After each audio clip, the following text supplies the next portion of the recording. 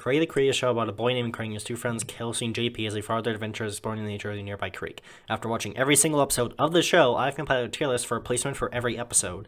Welcome to Creek Dynamacy. Before this video starts, I would really appreciate it if you guys like and subscribe. Please. Do it. Do it for me. And, you know, check out Balls and Straw Poll, and as well as checking my DeviantArt and my Twitter, some cool stuff on DeviantArt, interesting stuff that I wouldn't really have the time for to talk about on YouTube, even though I'm only just now realizing that I do a lot more stuff on DeviantArt than I do on YouTube currently, which is kind of scary, because, like, should I continue doing YouTube? I don't know. And as always, the links are in the description, no real, like, blurb or anything. You just go right down and be like, oh, there are the links. Oh, yeah, cool. Click. Yeah. Yeah. And if you do all those few things, you're helping me a lot to reach 1,000 subscribers. So let's begin. So this month's Creek Dynamacy will focus on the 5th and final part of the 5-part special titled Capture the Flag. The summary for Capture the Flag Part 5, the game, on Wikipedia reads, both sides take off the Creek kids splitting the group so that they can find the flag on the other side, but must avoid getting tagged. Craig finally reaches Xavier, who has the flag sewn to his jacket. Meanwhile, Maya sweeps across the creek to where JP and Carter, yeah, remember Carter, the cardboard kid, are hiding with the flag, and she manages to get it. Kelsey overcomes her fear of Maya to face her alongside the green poncho and the original Michelle. Ultimately, Craig succeeds in getting the flag to his side and dismantles the hierarchy of the other side, now knowing that there's so much more to explore.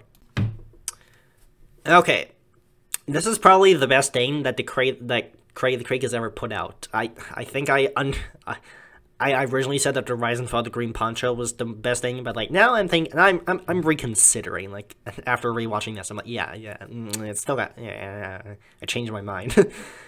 There's just like so much to love about like this part. Like for one, it's a double-length episode, so it's twice as long as the other parts, which makes it so I can go literally all out. What am I doing? Since the last part ended with the Capture the Flag War officially beginning and ending on a cliffhanger, this shows us the entire battle. All of Craig's allies take up different positions on both sides of the creek, and there's so much action. Right away, when Paintball Benny's soldiers, I guess, get instantly frozen by the Acorn Knights, you know the pressure's on.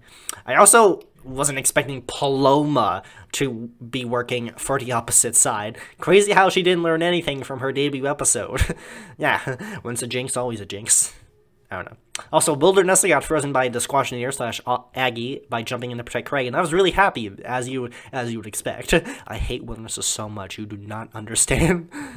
And then, right after that, like, freaking Deltron, like, the kid from 3030, the robot from the future, appears out of nowhere, and then just starts, like, belting out the song called Positive Contact, which is total bars, by the way, like, oh my god.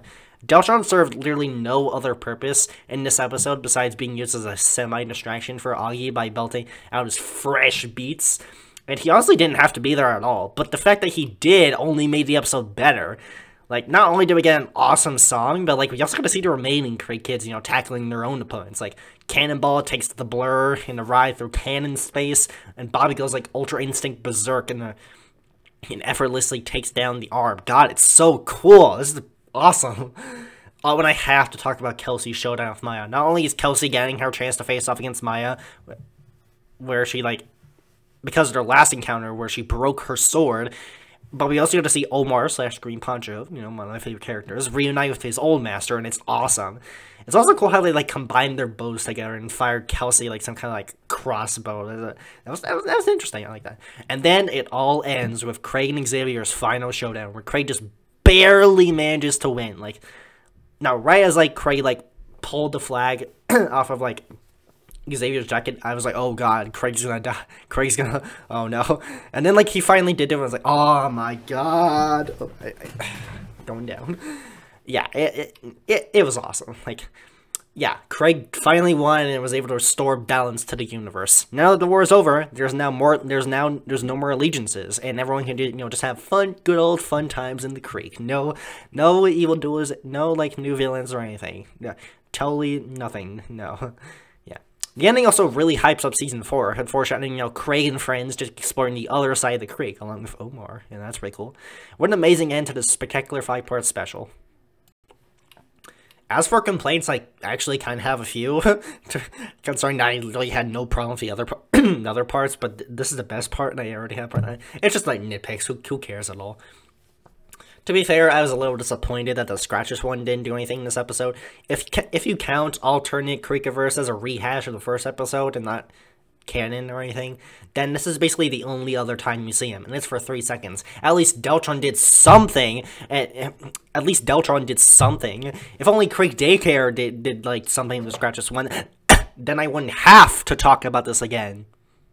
I'm sorry, this is not Craig Dynamacy. I also found it a little weird how Craig basically like tore up the flag after the war was over. To my knowledge, those are basically relics from the first generation of Creekers, and Craig just straight up like ripped them in half. That's like setting a bomb inside of the Washington Monument. Okay, maybe not like that, but like something. It's like, come on, Craig, you're destroying history. Like I said, these like 2 things don't really matter. I just thought they were strange. Not really problems or anything, and it's kind of ironic because like this is the only part that I actually had a few problems. Actually, had like these few nitpicks with, but whatever, who cares? All right, so now I'm done reviewing all 5 parts of Capture the Flag. This episode is basically what Avengers Endgame would be if it were a Cray the Creek episode, and the whole team really put in the work.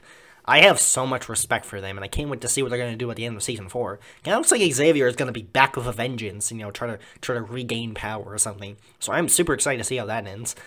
This isn't the end of Craig Dynamacy Season 2, because there are still some episodes that I also want to talk about, like Locked Out Cold, Craig and the Kids Table, the evolution of Craig, the Pokemon parody, I like that.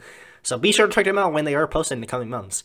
Thank you guys for watching this video. Be sure to like and subscribe, check out drop below, check my Twitter and my Dmail, the links in the description, and I also want you to share this video with your friends. And if you do all those things, you're helping me a lot to reach 1,000 subscribers. And yeah, I'll see you guys next time.